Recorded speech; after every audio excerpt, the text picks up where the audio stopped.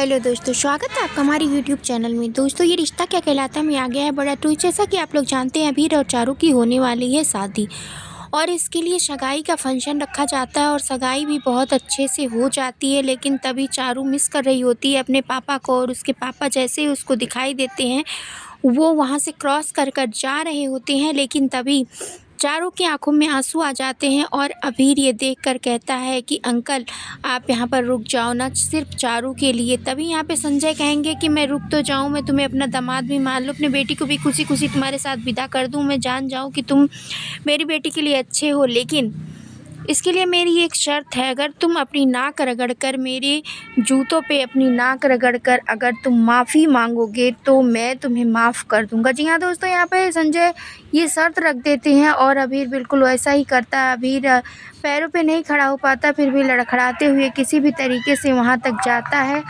और जाकर उन घुटनों पे बैठ जाता है। उसका पैर खराब होने के बाद भी अपने घुटनों पर बैठकर नाक रगड़ने की कोशिश करता है ना, और नाक रगड़ जैसे ही रगड़ने चलता है तो संजय उठा लेते हैं उसको और अपनी गले से लगा लेते हैं। चारू और अभीर दोनों को आशीर्वाद दे देते हैं और कहते हैं कि मुझे अब यकीन हो गया कि तुमसे अच्छा मेरी बेटी के लिए कोई और जीवन साथी हो ही नहीं सकता, तुम ही सबसे अच्छे जीवन साथी हो मेरी बेटी के लिए। ये सब कुछ कहते हुए संजय नज़र आएंगे और दादी सा और घर वाले सब कुछ देखकर अवाक रह जाएंगे कि ये क्या हो गया संजय को अचानक से। और इधर एक रस्म होती है जिसमें कि अभीर कह देता है कि विद्या से और पूरे घर वालों से ये कहता है हुआ नज़र आएगा कि अभीरा ही मेरी माँ बाप दोनों है, तो जो भी रस्म होगी अभीरा के साथ ही होगी। तभी अभीरा वहाँ पर आती है और अभीरा को जैसे ही रस्म में विद्या को ओढ़ानी होती है चुनरी, तो चुनरी ओढ़ाती है और उसको बहुत ही गुस्से में देखती है और उसके बालों में पिन लगा रही होती है और तभी अभीरा की बहुत ही ज़्यादा वो पिन चुभ रही होती है। लेकिन अभीरा कुछ नहीं बोलती है और उसको बर्दाश्त करती रहती है।